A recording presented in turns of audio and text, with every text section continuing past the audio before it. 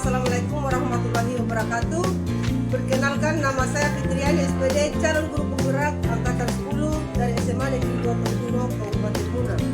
Pada kesempatan ini saya ditemani oleh rekan saya, yaitu Ibu Darmin SPD. Beliau adalah guru matematika. Assalamualaikum Bu. Waalaikumsalam. Bagaimana kabarnya? Alhamdulillah baik. Ya Bu. Oke. Hari ini Bu, kita akan mengadakan observasi ya Bu. Nanti itu saya akan melakukan seperti kelas. Oke. Adapun tujuan diadakan seperti ini adalah untuk mengetahui dan mengevaluasi jalannya proses pembelajaran yang dilakukan dan kenapa kita hari ini itu melakukan percakapan ini supaya di awal adalah persiapan awal sebelum nanti itu akan melakukan percakapan dapat pembelajaran dalam kelas itu agar lebih siap dan lebih percaya diri sehingga memberikan pembelajaran yang terbaik bagi ini. Ada beberapa pertanyaan itu yang akan saya sampaikan kepada Ibu yang berkaitan dengan tujuan. Yang pertama, apa tujuan yang ingin dicapai dalam pembelajaran nanti?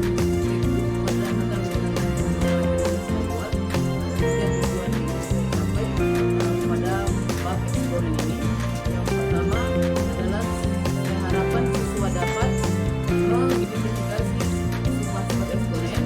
Yang kedua, siswa dapat mengidentifikasi bentuk akar.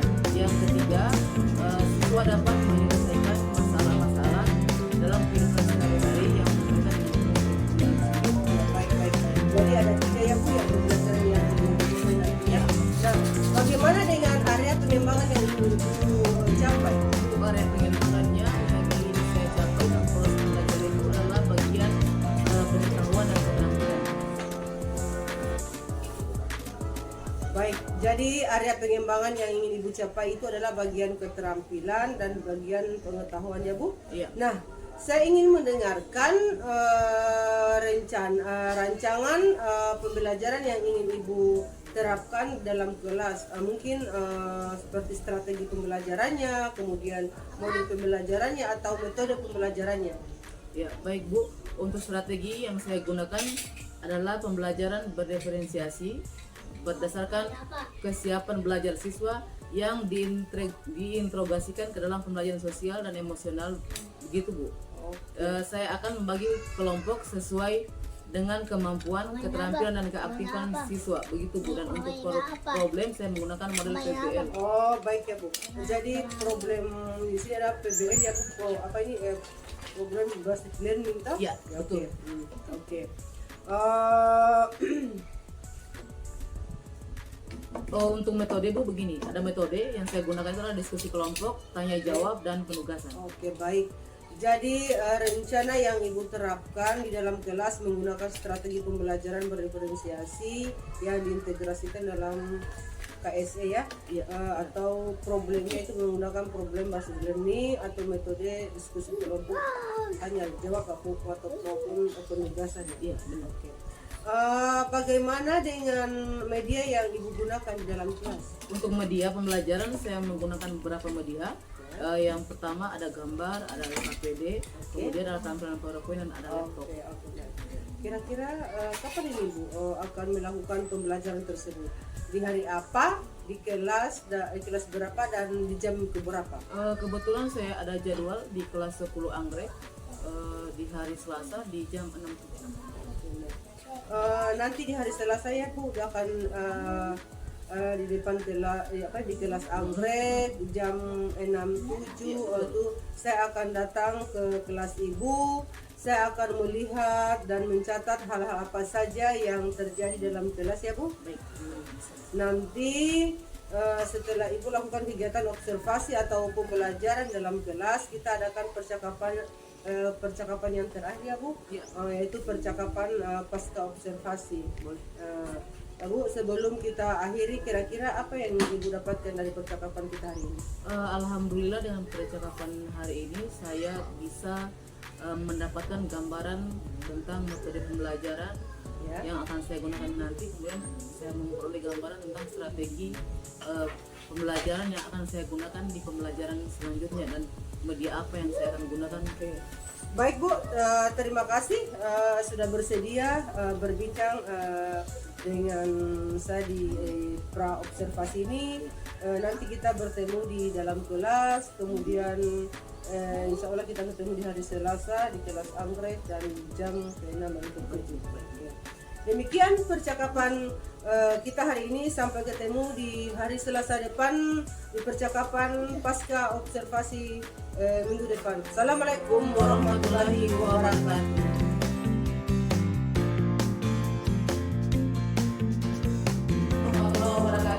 Waalaikumsalam warahmatullahi wabarakatuh. Alhamdulillah bertemu kembali seperti biasa. Sebelum memulai pelajaran, mari kita berdoa bersama. Mudah-mudahan apa yang kita pelajari hari ini bermanfaat. Berdoa dimulai.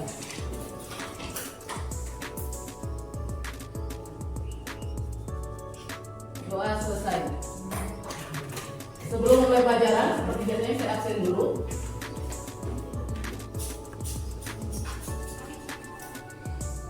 Farah, Fitri Ramadan, Hafiz Muhaimin.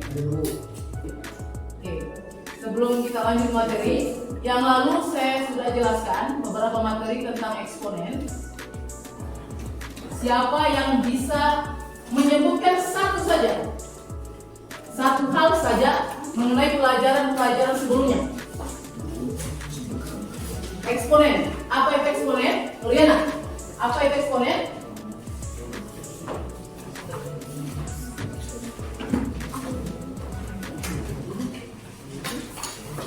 Muhammad Fauzan, apa itu eksponen? Eksponen adalah berpangkatan. Eksponen adalah berpangkatan.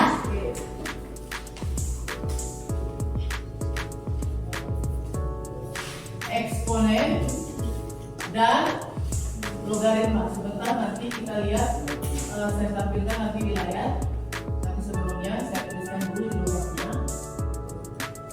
Eksponen dan logaritma. Fokus pelajaran kita hari ini untuk beberapa pertemuan adalah mengenai eksponen.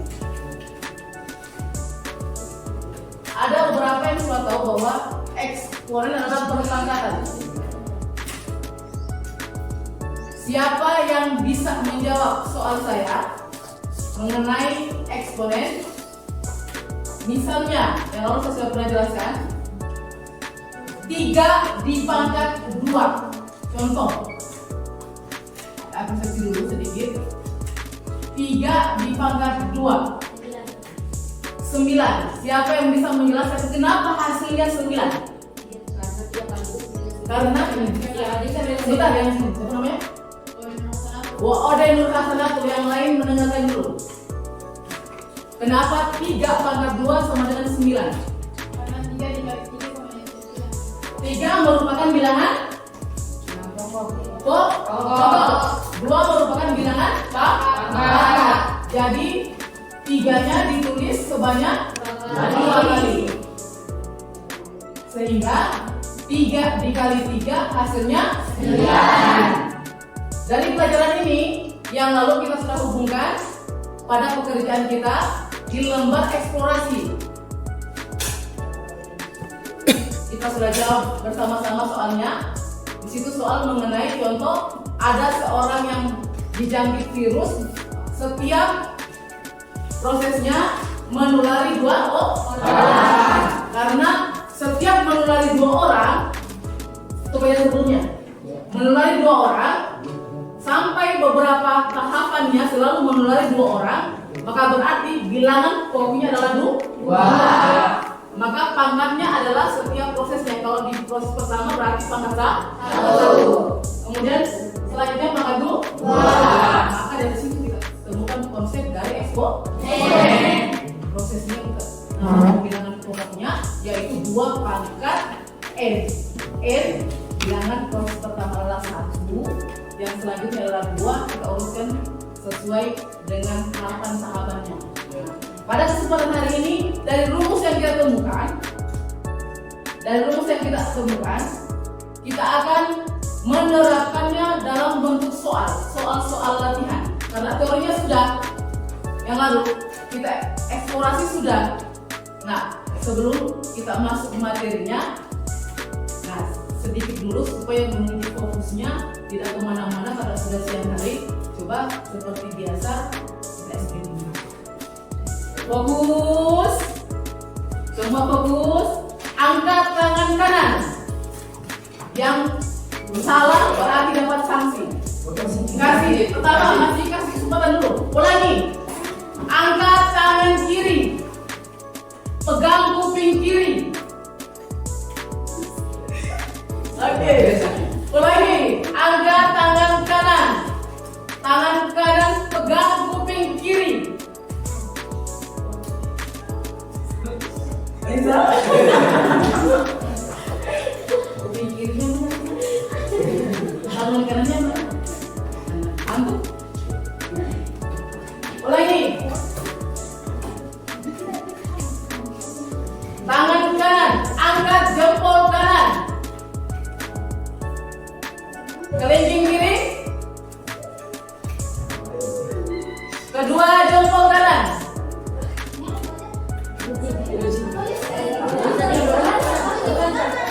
Oke, dulu semua. Sekali lagi. Masih ada yang mengantuk. Silang ya, tangan kanan silakan. Pegang kuping. Pegang kedua kuping, coba. Oke, sudah. Terima kasih. Baik, perhatikan tujuan pembelajaran kita pada kesempatan hari ini mengenai eksponen. Di situ ada 4 tujuan. Yang pertama, menjelaskan keberkaitan suatu masalah kontekstual dengan bentuk eksponen yang lalu sudah di bagian eksplorasi. Nah, sekarang membuat kesimpulan tentang pengertian eksponen, menemukan sifat-sifat eksponen yang kita bahas dalam poin 2 dan 3 hari ini. Yang keempat, menggunakan sifat eksponen dalam menentukan penyelesaian masalah. Itu yang terakhir. Baik, kita lanjut. Bisa dibuka halaman di bukunya yang kita dari eksplorasi yang lalu. Di situ masuk bagian A, eksponen. Nah, sekarang ada definisi eksponen yang ada di buku pelajaran itu.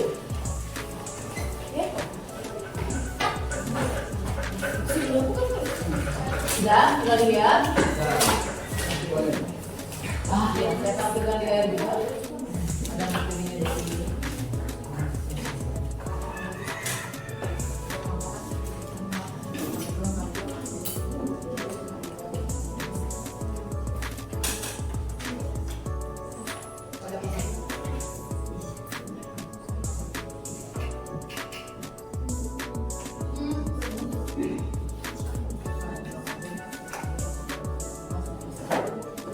Di akhir nanti ada lembar aktivitas siswa, LAS-nya atau lembar kerja siswa, biasanya kita seperti itu. Nanti kasih setelah materinya baru nanti saya berikan di akhir. Saya tidak baikkan langsung dikerjakan untuk kelompoknya. Oke, perhatian. Langsung dibuka paketnya. Di sini saya tidak terlalu yang ini dulu.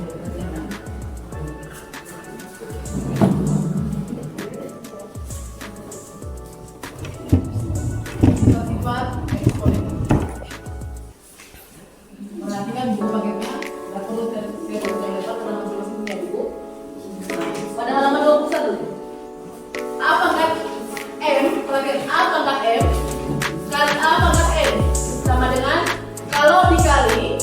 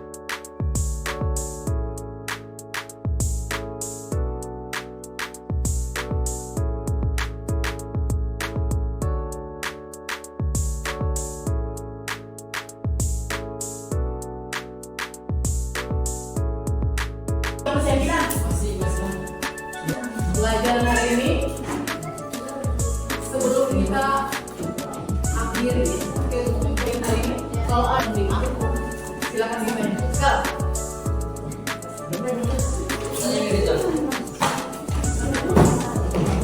Ayo. Setengah menit lagi pertanyaan. Jangan dulu. Oke. Untuk selanjutnya, materi kita masih eksponen, tapi kita masuk fungsi eksponen. Oke, nanti dilihat di buku paketnya fungsi eksponen. Perhatikan materinya ini materi yang silagi atau bersambung. Jadi kalau dipahami materi sebelumnya, insya Allah materi fungsi eksponen kita bisa memahaminya dengan baik. Ada pertanyaan nomor 1? Ada. Nomor 2? Ada. 3? Ada. 5? Ada. Sabar? Ya Bu, Untuk ya. sudah tidak. Oke. Kalau tidak ada pertanyaan, ya.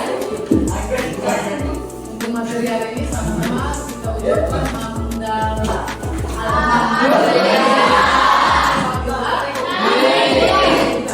Sama-sama kita ucapkan alhamdulillah.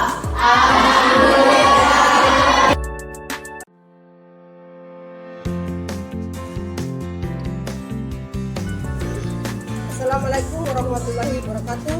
Berjumpa kembali dengan saya Fitriani SPD, calon guru penggerak angkatan 10 SMA Negeri 2 Tongkulo, Kabupaten Mina. Saya masih ditemani oleh Ibu Darmin. Beliau adalah guru matematika di SMA Negeri 2 Tongkulo, sekaligus yang diobservasi pada kegiatan seperti biasa ini. Assalamualaikum Bu Darmin. Bagaimana kabarnya hari ini? Baik, di percakapan pasca observasi ini, saya akan memberikan pertanyaan-pertanyaan kepada Ibu terkait jalannya observasi kelas yang sudah Ibu lakukan dengan tujuan untuk mengevaluasi sejauh mana yang Ibu lakukan. Nah, untuk pertanyaan pertama Bu, bagaimana perasaan Ibu dengan perjalanan kegiatan observasi kelas yang sudah dilakukan? Ya, Bu, baik. Oh ya, bisa diceritakan kembali pada area pengembangan yang Ibu lakukan di dalam kelas, langkah-langkah atau tahapan-tahapan apa yang Ibu lakukan di dalam kelas? Baik Bu, kalau tahapan saya membuat perangkat pembelajaran untuk area pengembangan, yaitu bagian pengetahuan dan keterampilan. Untuk area pengetahuan siswa, saya di sini mengharapkan siswa mampu menentukan jenis-jenis eksponen, dan untuk nilai keterampilan siswa menentukan bagaimana cara menyelesaikan soal dari eksponen tersebut. Menurut Ibu, sejauh mana area pengembangan yang Ibu sampaikan tadi, apakah berjalan dengan baik atau berhasil dilakukan di dalam kelas? Menurut saya berjalan dengan baik, namun masih ada kekurangan. Jadi sudah berjalan dengan baik ya Bu, namun masih ada beberapa kekurangan. Mungkin menurut Ibu apa kekurangan atau kendala apa pada saat dilakukan pembelajaran di kelas? Kekurangan dan kendala ini pernah dialami oleh beberapa guru yang lain, yaitu ada beberapa siswa yang kurang aktif dalam proses pembelajaran. Jadi ada beberapa siswa yang kurang aktif dalam pembelajaran atau menyesuaikan dengan video. Nah, menurut Ibu, kenapa hal itu bisa terjadi? Kenapa mereka kurang aktif dan hanya mengandalkan Sepertinya dalam pembagian kelompok jumlah siswanya terlalu banyak. Kemudian saya juga melakukan pendekatan berdasarkan minat anak. Misalnya saya bagi kelompok berdasarkan gaya belajarnya. Ada yang gaya belajar visual, motorik, dan kinestik, sehingga anak-anak ini merasa nyaman. Jadi intinya saya harus kelompokkan berdasarkan gaya belajarnya. Jadi itu rencana ke depan ya Bu. Nanti pembelajaran ke depan itu akan menyesuaikan dengan kemampuan mereka dengan menggunakan gaya belajar masing-masing. Ada yang menggunakan gaya belajar visual, audio, maupun kinestik. Seperti itu. Mudah-mudahan apa yang Ibu rencanakan dapat berjalan dengan baik atau terrevisi dan membutuhkan proses pembelajaran yang lebih baik ya Bu. Jadi saya tunggu nih cerita-cerita Ibu apakah bisa dilaksanakan atau tidak. Menurut Ibu, kenapa Ibu bisa melakukan perubahan dengan rencana yang Ibu lakukan? Apa dapat Ibu bisa melakukan? Untuk waktu yang tepatnya saya belum tahu, tapi insya Allah akan saya lakukan segera. Oh, iya, sesuai ya, Bu. Baik Bu Darmin, terima kasih atas jawaban-jawabannya. Mudah-mudahan apa yang dibicarakan sudah dapat direalisasikan secepatnya. Baik, akhirnya kegiatan observasi berjalan mulai dari pra-observasi, observasi dengan kelas dan pasca observasi.